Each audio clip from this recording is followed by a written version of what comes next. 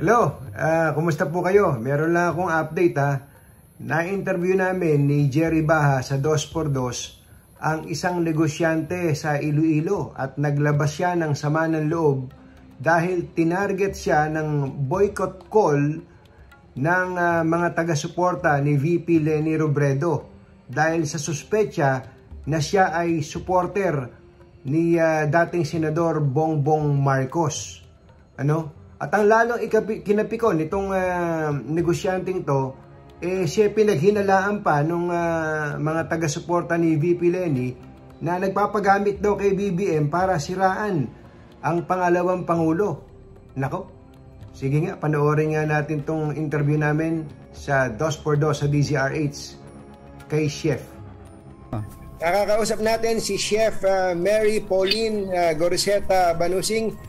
Chef Pauline, magandang gabi po sa inyo. Hello, good evening, Anthony. Hello. Opo, kasama ko po si Jerry. Hi, Jerry. Hi, good evening. Ano po ba ang niluto niyong ulam ngayon? Masarap po ba yung kansi dyan? Siyempre, parang it's raining here, so we cooked this morning some kadyos baboy langka. That's another specialty of Iloilo. It's like our sinigang. Oo, sobrang nakakagutom yan. Ito po ba pinapakita naming picture ng restaurant? Ano po ba pangalan ng restaurant ninyo na yan? What I have now is like Al Dente, Italian restaurant, and farm-to-table restaurant. Matagal na po yung inyong negosyo na yan? Matagal na ba kayo sa negosyo na to, Chef? Yes, I've been in the service industry for 20 years. Al Dente, we started in 20 years ago. Oo, matagal na pala, no? Kaya magaling na magluto. Kumpatsero, kailan tayo bibiyahin ng Iloilo? Sa Iloilo City po ba yan, Chef? Yes, it's in Iloilo City, and I hope to see you here with Jerry to visit Iloilo. Kaya po kami napatawag sa inyo dahil nakita namin yung post nyo sa Facebook. Nagulantang kami. Kayo na nga po magkwento, ano ba nangyari? Totoo bang may boycott call ang Leni Group dyan sa Iloilo? First of all, I didn't mean it will go viral and it will reach you because I'm a private citizen and negosyante lang ho ako. Hindi naman ako sa politiko. Pero nung Sunday, may tumawag sa akin na tita ko at sinabi na may lumalabas daw na list ng mga establishmento or businesses na dapat i-boycott here in Iloilo. I said, bakit? And they said, supporter daw ng BBM and ako na daw yun isa. So parang I'm surprised. So I didn't believe. I didn't believe na merong list, di ba? So I just disregarded that. And then Monday, tumatawag ang secretaries ko na may mga cancellation. So parang ano naman kami used naman kami sa cancellations. Pero weird kasi parang 3 cancellations. So I asked my secretary to call and ask bakit may cancel. And dalawa talaga nagsabi kasi narinig nila na ang owner daw is BBM supporter. So I laughed. I didn't take it seriously, so I laughed. And then that afternoon, I was checking our messenger messages sa mga reservation namin, and it was the time I was personally checking it. And then may nagpa-reserve at sinabi na cancel na lang daw kasi narinig niya na BBM supporter daw ang may-ari. So I introduced myself. Hi ma'am, I'm Chef Pauline. I'm the owner of Farm to Table. I'd like to let you know that our restaurant is open to any gender, sex, race, size, height, and any political party. Anyone can eat here. And it's just sad that because of this politics, you're canceling your reservation. But I'm so sad to hear this. Yun pala, there was really a list. Pero I have well-meaning friends who saw the list over the weekend, and then they asked the person and the group who posted it to delete my name kasi there is no basis or factual basis. Saan galing ho yung list, Ma'am Mary Pauline? Na-confirm ba ninyo kung kanino galing at sino gumawa ng list or your call for boycott of the restaurant? Yes, Jerry. Call me Pauline. There is a list, and then there is a list from different Leni groups, And then, mabuti na lang, I have a very good friend who asked the person who made the list na please delete and edit Pauline's name and her restaurants. Please delete her name because you have no factual basis. So, and then, I messaged the Lenny group saying na I feel so bad that they're boycotting businesses. So, when they saw my post and I messaged them personally, they tried to delete it, and then me naman, I posted it on Facebook, and then they sent a message to me last night around 9 p.m. apologizing na they made the wrong call and they totally apologized for what they did. Pero pwede niyo po ba sa aming sabihin kung sino tong Lenny Group na to? Baka kasi are they really supporters of VP Lenny Robredo? They are supporters, and they said na nag-apologize naman eh. So I don't want to name names because they're my friends also. I don't want them to but for me kasi they apologized, but I told them the harm has been done. And if I did not speak up, there will be other businesses, small business enterprises like me, who will be affected. And it's not right. Pero itong nire-recognize ba ng by the main Lenny Group, itong group of supporters na ito in your area that made the list, Pauline? According to the one of the member of this group, a recognized group, they said that they made, how do I say it?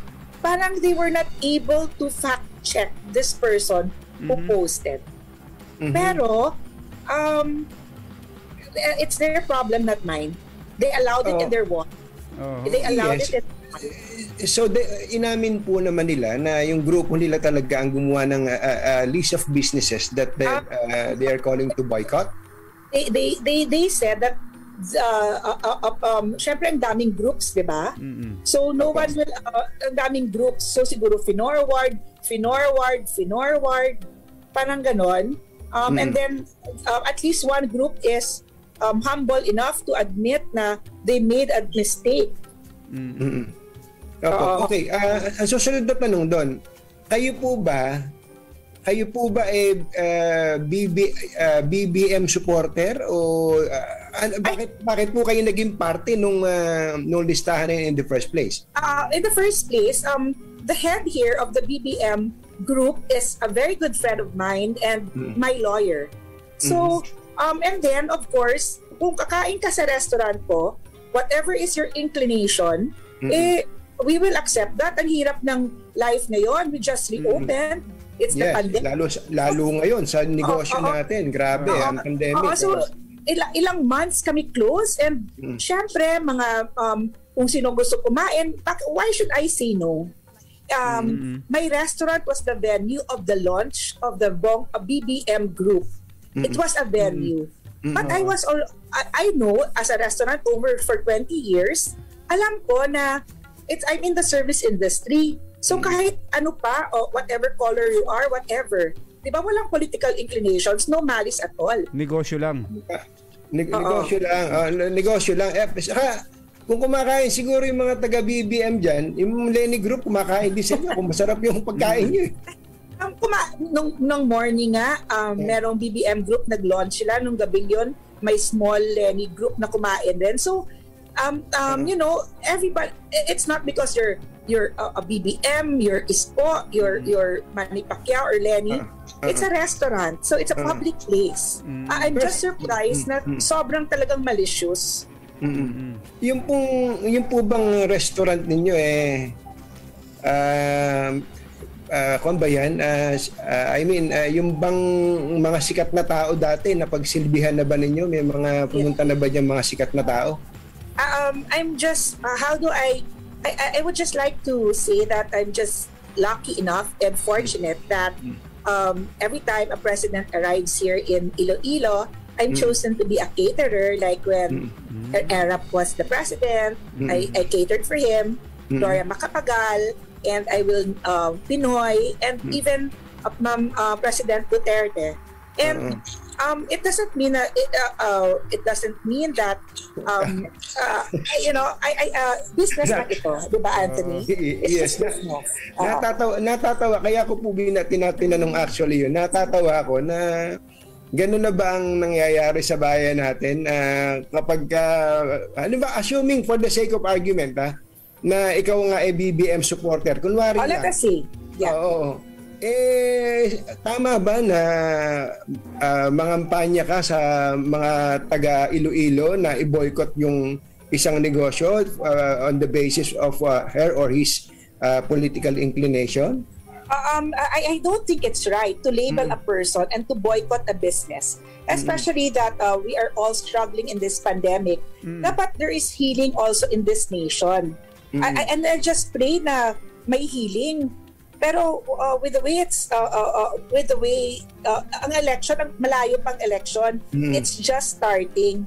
A lot of people message me through Messenger saying that they're business people and they're so afraid to shout out who their president is because natakot sila na nobody will order their cupcake. Nobody will order their burger. Wala na daw. Parang what is this, 'di ba?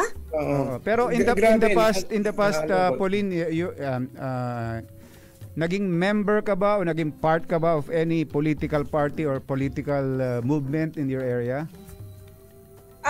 I'm not part of any political party. Again, I'm a business person. So I'm not part of any group. Oo, para ma-identify ka kay BBM kaya nakakapagtaka. Baka naman sa kulay nung mga decorations nyo sa restaurant kaya gano'n.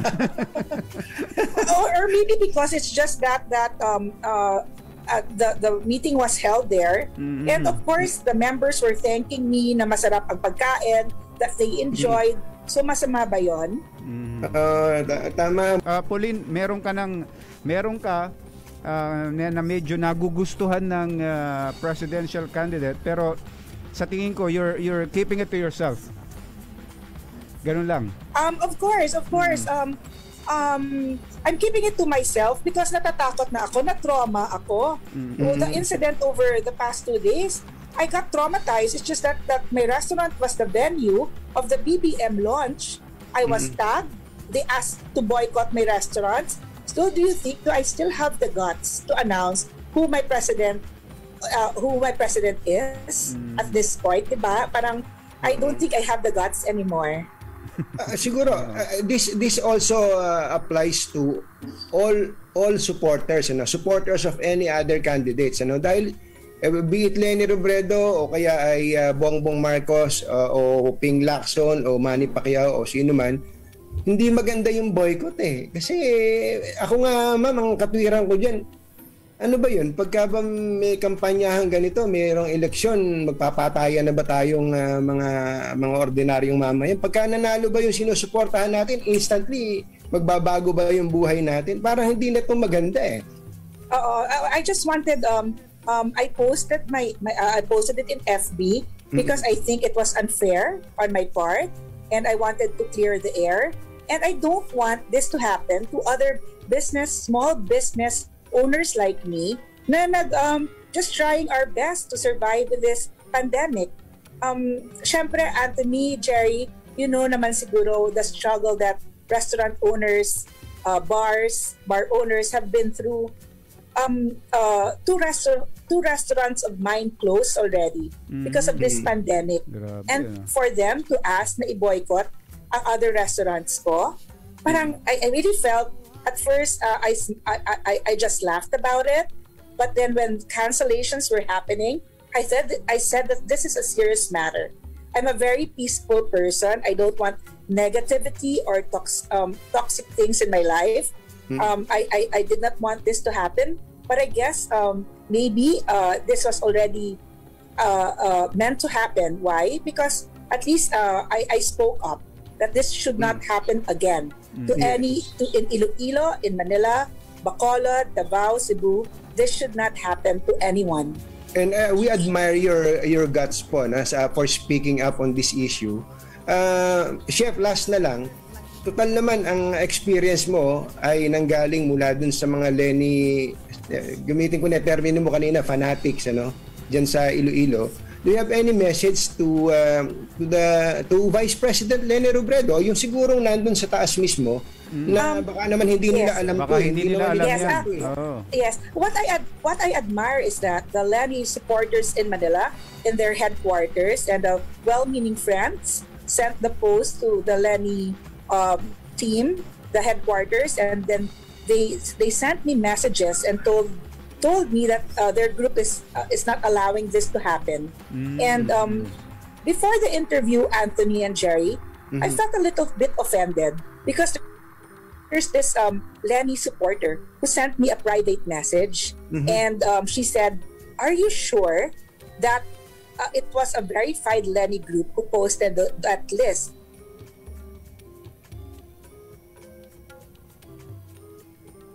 Nawala sila. Nako, parehong nawala si Kumbachero tsaka si Pauline. Kumbachero, nawala si Pauline. I'm just a simple-minded person. I don't have any political tactic in mind.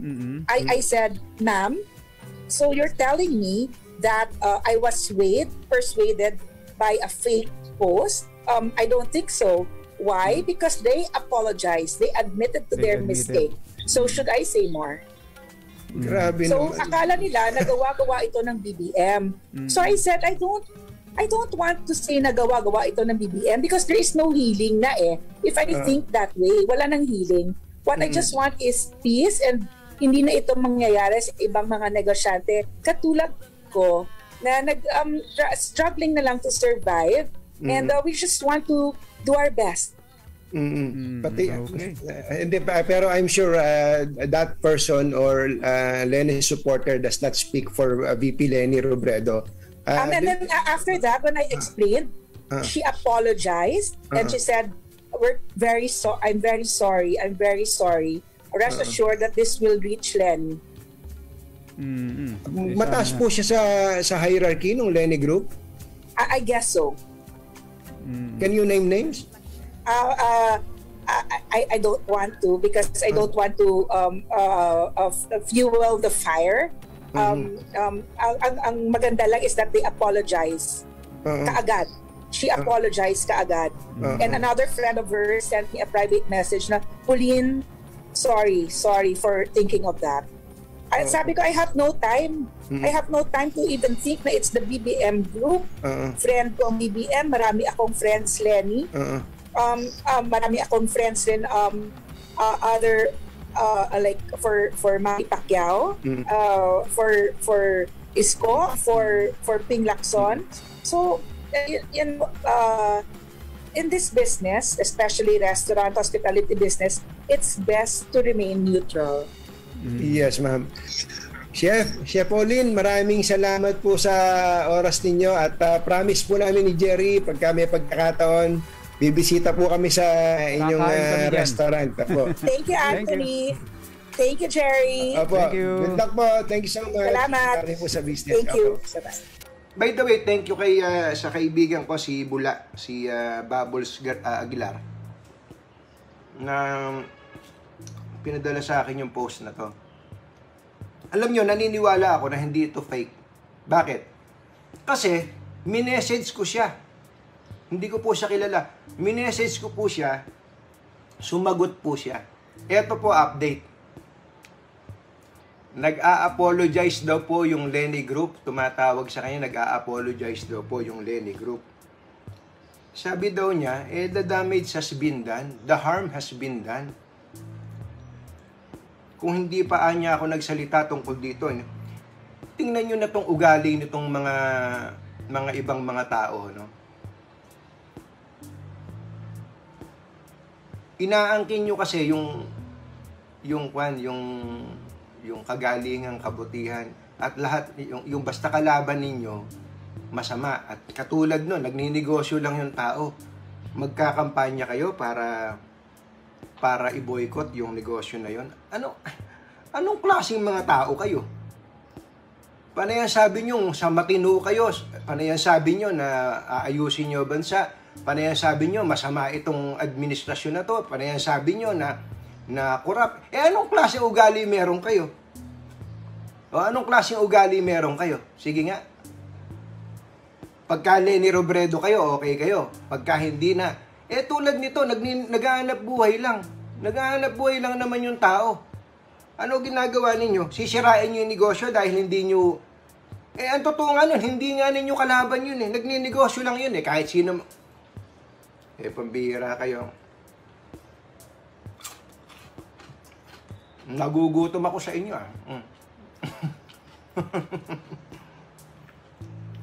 Yeah. Ewan ko sa inyo.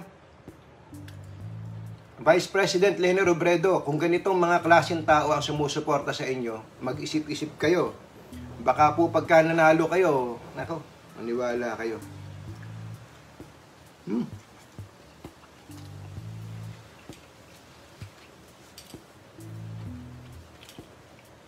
Ayoko naman sabihin pareho-pareho kayo ng pag-uugali. Pero sasabihin ko, masama yung ugali na yon. At gusto ko rin sabihin, kung may mga nanonood na maka-BBM dito, huwag nyo rin gagawin yon. Kung ang isang negosyante, halimbawa, maka-Leni Robredo, tapos boycottin nyo, magkakampanya kayong boycott, mali po yun. Mali po. Magpapatayan na ba tayo? Ano na nangyari sa bayan natin? Magpapatayan na ba tayo? Dahil lang sa mga lintik na mga kandidato na yan. Pasensya na sa termino nabubusit ako eh.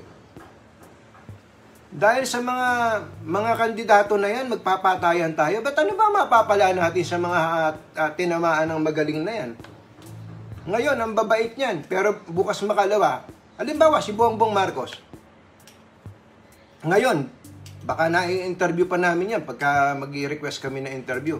Bukas makalawa, buti kung makausap pa yan si Bongbong Marcos eh. Mag-iiba na yan, sigurado may cordon sanitaire na. Si Vice President Leni Robredo, halimbawa ngayon, kabait-bait, madaling makausap, pero bukas makalawa, makakausap nyo ba yan? Kumbaga, hindi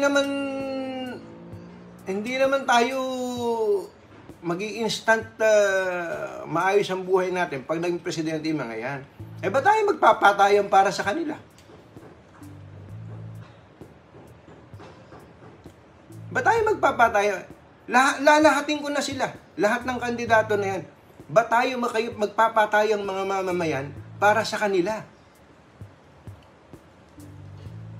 Sige nga. Hindi lang, nakita nyo lang na may grupo ng BBM na kumain doon. Ibo-boycott nyo na. Anong klaseng mentalidad yun? Madam Vice President, anong klaseng mentalidad ang meron yung mga tropa mo? Yan yung sinasabi ko sa inyo, ang tingin nyo sa kapwa nyo, masasama. Masasama, kayo lang matutuwid. Anong klaseng tao yun? Nagugutom ako sa inyo. Buti na lang at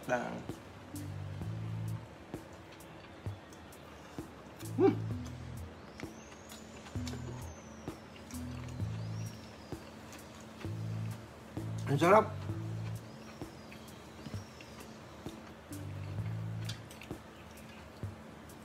Alam nyo kung gaano kahirap ang negosyo ngayon, lalo sa restaurant business. Maaawa po kayo. Maaawa kayo sa mga nasa restaurant business. Tapos gaganunin ninyo yung boycott. Ako, hinahamon ko si Madam Vice President, pati na si Kiko, kung nakikinig siya sa akin, si Senator Kiko. Kausapin niyo yung mga supporters nyo. Ganon din ang supporters ni Bongbong Marcos. Kausapin niyo yung mga supporters nyo. Sabihin nyo, parehas lang, magpagalingan na lang, hindi magsisiraan. Pambira kayo.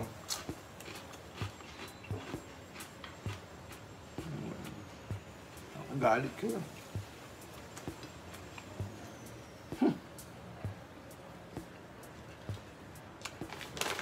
Diba talaga dating nung may chicharon, ito martis. Crackling. Subukan nyo, kung hindi nyo pa nasusubukan. Dati nung araw, sa Nueva Ecija, yung cropek lang, yung palutong, cropek, saka kanin, talon na.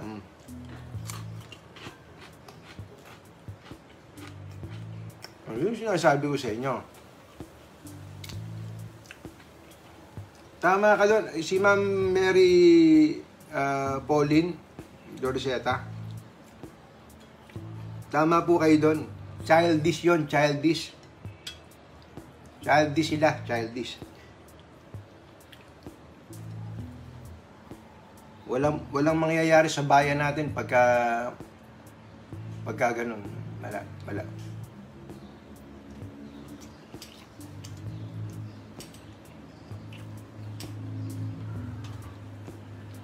Pwede nyo naman baligtarin eh, no? Halimbawa, merong isang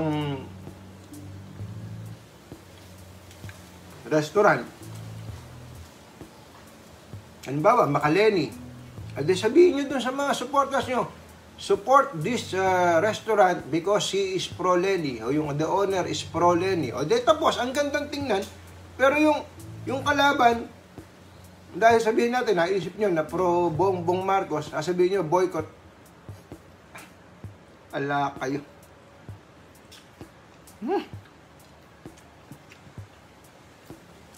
O, yung mga puputol na naman itong Facebook live natin na to, ha. Yung mga puputol, ha. Saka yung mga kaibigan natin sa ABS, basta pakinggan nyo kasi ng buo, hindi headline lang binabasa nyo. Siyempre, ibang mga vlogger, lalagyan ng clickbait ba yon, yung headline na mali. Tapos, magkukomentaryo kayo, parang naiintindihan nyo yung pinag-uusapan. Tatagal nyo na sa media, hindi nyo pa alam yung ibig sabihin ng pakikinig. Natatawa ako dun sa, may nagme-message sa akin taga-ABS, yung daw, mga cameraman doon, mga reporter, pinupulutan daw. Sabi ko, okay lang. Okay. Ayaw mo na lang pulutanin. Dahil tumataba naman ako dito kakakain.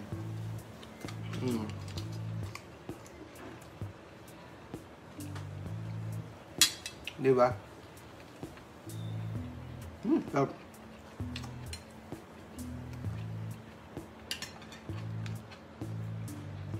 Yung bang magko-comment, sana pati nanonood sa atin, ha? Huwag kayo nagpo-comment dahil may nabasa lang kayong headline. Ako, nakikisuyo po ako sa inyo, ha? Lahat po kayo, kahit sino pa kinakampihan nyo, huwag kayong magko-comment dahil sa headline. Ang suggestion ko po, kung meron kayo na basahin nyo ng buo, o kaya naman kung meron papakinggan, pakinggan nyo ng buo. Hindi yung nakakita lang kayo ng headline, gagawa na kayo ng opinion nyo. Kaya yung naturingan pang mga taga-media itong ibang mga kaibigan ko dati sa kaya walang nangyayari sa buhay natin eh. Mas magaling kayong magkalat ng chismis eh. Yung bang kakalat kayo ng chismis tapos paniniwalaan nyo yung sarili nyo yung chismis saka ikakalat nyo. Bihira ba this?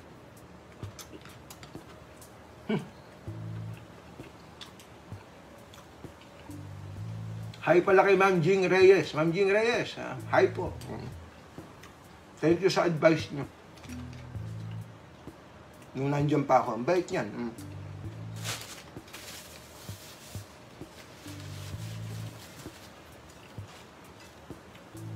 Hindi ako nagbibiro. Si Ma'am Jing Reyes, nung nandiyan pa ako sa ABS-CBN, yan.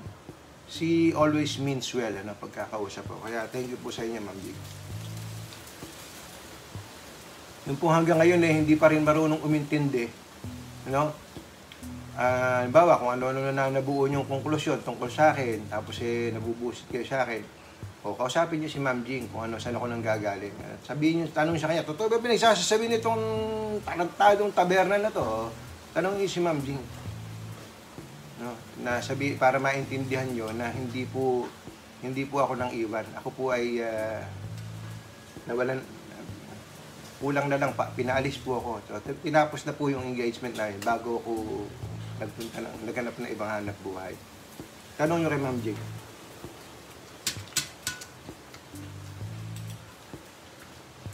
Tanong nyo kay Ma'am Jing. Sinabi ko sa kanya na kahit tumabaan yung sweldo, okay lang po ako. Willing po ako. Hindi ako pwede. Diba?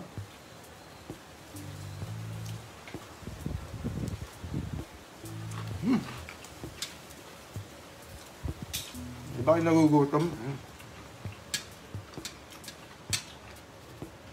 Inabati natin ang mga taga Iloilo, no? Maraming salamat po sa mga taga Iloilo.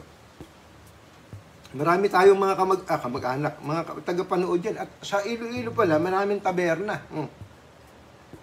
Kamag-anak ko kaya yung mga yun? Pagka siguro mayayaman, kamag-anak ko yun. Inangki.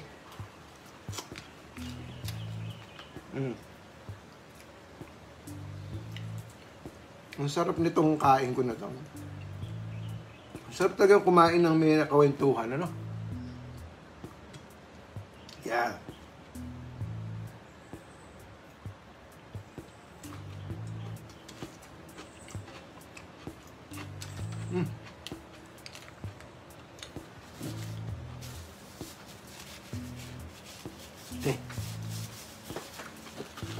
Maswerte din naman ako. Masarap ang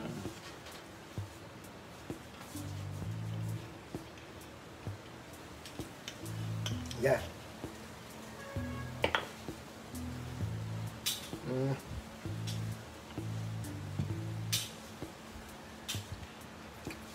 Oh, yun ang healthy, oh. Buko. Buko. Pangontra sa alat. Alam na. Kailangan pag kumain ka maalat, may panabla. Buko. Pangontra sa kanyan.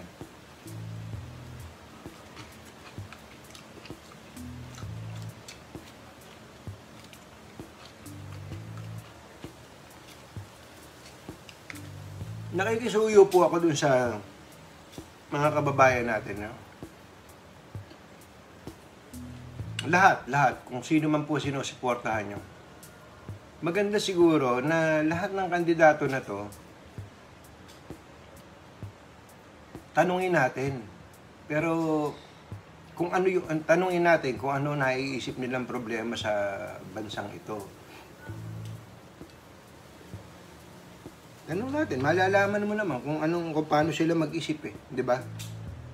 Of course, yung iba daw nagpa-practice lang. Kaya tama yung sinabi ni Professor Clarita Carlos Yung mga taga-media, pagka yung i-interviewin natin naghihingi ng advanced question, huwag yung bibigyan.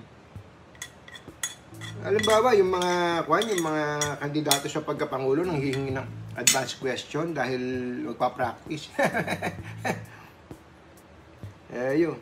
Huwag kayong papayag, mga taga-media. Grabe, ang sarap nitong tanghalian ko. Muli ako nagpapasalamat kay Tita Helen Gamboa.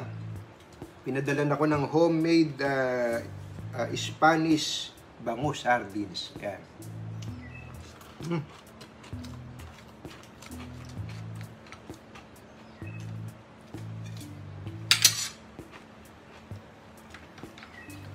Madam Vice President at kay Senator Kiko.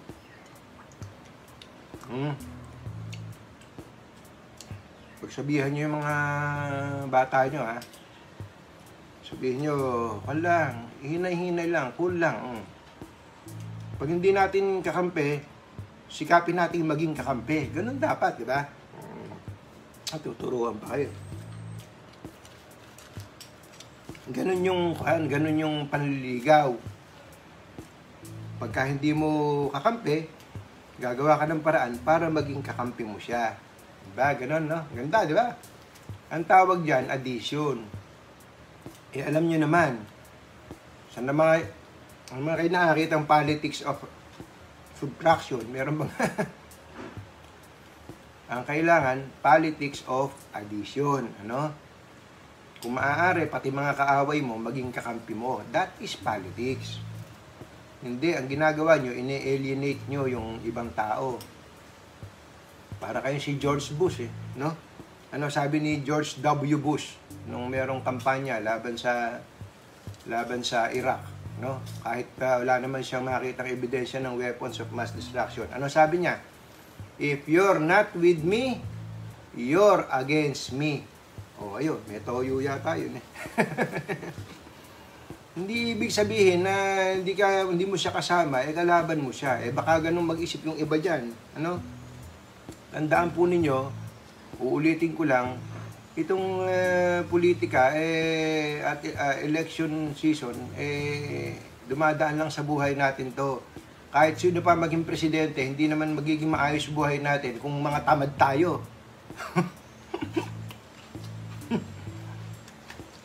Akala nyo magiging instant maayos buhay natin pag nagbago presidente.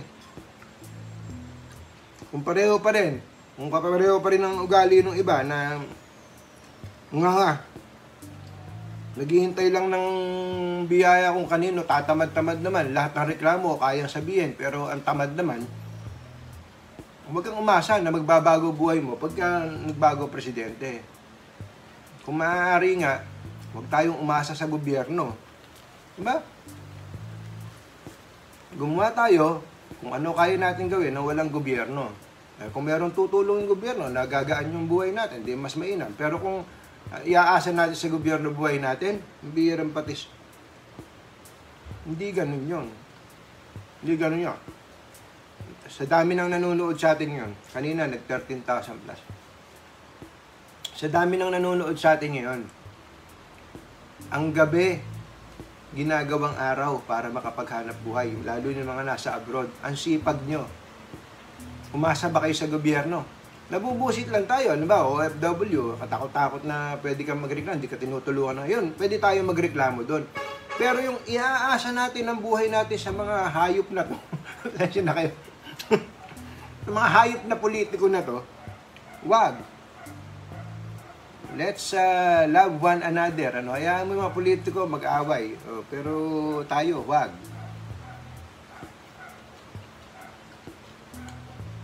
Huwag natin sirain ang relasyon, huwag natin sirain ang pagkakaibigan dahil lang sa pagkakaiba ng political belief o ng sinusuportahan. Wag pong ganun. Sayang. Ang tagal na natin magkakaibigan, wawasakin natin dahil lang sa kandidato na yun. Nagandahan ka lang sa kulay nagandahan ka lang sa speech, happy ka na. Diba?